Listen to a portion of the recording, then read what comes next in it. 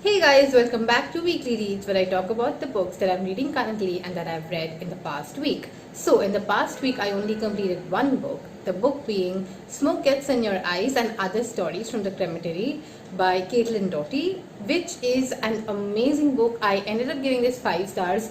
Honestly, I think everyone should read this book like once because human beings fear their mortality a lot, human beings fear their death a lot, and it is a very beautiful and a hard hitting take on death. I love the writing, I love the references that she gives, I love the experiences that she has had in a crematorium, and it is an eye-opening experience. And even now as I am talking to you, the book just keeps rolling at the back of my head because it is that good, honestly.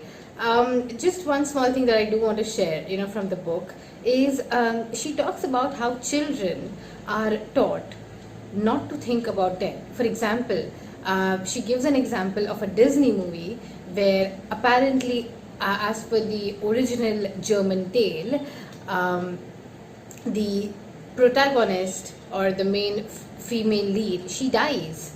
But in the Disney movie, there is a twist added into it and changes are made into it such that this Disney princess marries her Disney prince and they are living happily ever after. But that's not how real life is. Like, real life is not happily ever after, and we do not teach kids about this. The only reason why we do not teach kids about we do not teach kids about no happily ever after is simply because we are scared of death and we do not want our kids to learn about death. And that is very true, because whenever you talk to a child and you want to explain that a relative or a family member has passed away, what do you say? You tell the child, oh, you know what, grandma has gone to heaven, and she's there with God, she's going to visit God, and that's how our society works. And Caitlin Doughty mentions that that is a very harmful process because we are teaching our kids not to accept death. The fact is that the day when we are born, that's the day we decide that yes, we are going to die, because if you cannot be born, you cannot die. It's as simple as that. So death is an inevitable part of life, and the day you were born decides that yes, you are going to die one day. So I mean, it's a very interesting one. I would say that my Goodreads review is one of the best of this year. I mean, the best this year because I really love the book so much that I had to put an anecdote from my life as well. You can check it out on my Goodreads, which is out here. So yeah, I mean, I'm not promoting my Goodreads, which I am in a very subtle manner, but primarily I want you to read this book because it is a very eye-opening book and it talks about all the good things that actually come with accepting death. So yeah, lovely book. Okay, so that's the only book I finished last week. So this week I am reading 4 books. So last week I was reading 4 books. Last week I was reading 3 books and I wanted to add a 4th book. And this week, after reading the death book, I added another book again. So again, I'm reading 4 books. Yeah, so that's how it is. Okay, so the first one is The Glass Hotel by Emily St. John Mandel, which is a thriller based in Canada. I'm really liking this book. I mean, currently it's like snippets of the stories of various characters, and I am, intrigued because what's going to happen, what's happening. It's interesting.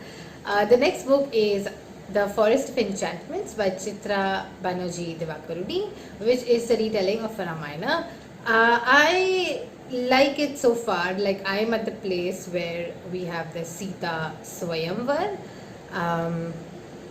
basically, and it is interesting. I mean, I just feel like Chitra Banerjee Divakaruni has done a very Amish thing in this book.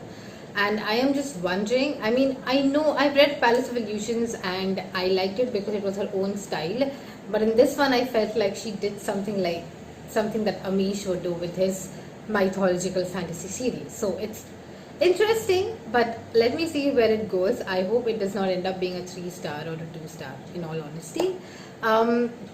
The next book that I'm reading currently is Child 44 by Tom Rob Smith, and it is again a thriller. So this month I'm in mood for like these dark thrillers. So this is like a thriller historical fiction, you can say, and it is a very interesting read. It is set in Soviet Russia, USSR, and how the society is like tightly bound, and then there's this MGB, which is like the state form of KGB, and how they are controlling the citizens, and how there's a death that occurs, and all of these stuff are going on. So it is a very interesting book. Actually, it is one of the top 100 thrillers of all time, as mentioned by NPR. So till now, so far, I like the book. So that's nice. So the last book that I'm reading this week is Stuck Like Lint by Shefali Tripathi Mehta.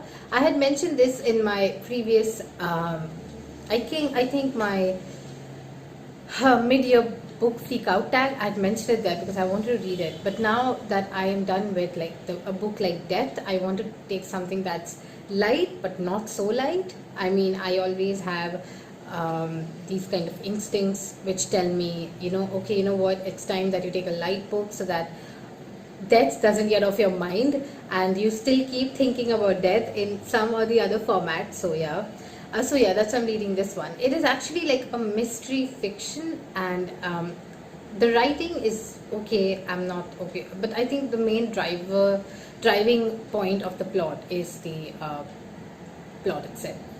I hope that makes sense. The driving point of the book is the plot, right? That's the correct way to put it. Yes. Okay, so I got it. Okay, so I think that is it for this week. I want to finish Stuck Like Lint this week, and maybe The Glass Hotel as well. But with The Glass Hotel, I have a lot of percentage remaining, so I'm listening to the audiobook of The Glass Hotel, and I finished 2 hours of it, and it's a 10-hour book, so I do have like 8 hours left. I hope to finish The Glass Hotel this weekend and Stuck Like Lint this weekend, so I can pick up more books. And let's see how this goes, because I do want to read a lot of books in this July. I'm being over ambitious. I know I may not read those many books, but yeah, I wish I read 10 books this month. So yeah, let's see. And I'll see you next week. Actually, no, I'll see you on Friday. Because guess what? I am going to be announcing my group read on Friday. Stay tuned, guys. Stay tuned. See you on Friday. Bye.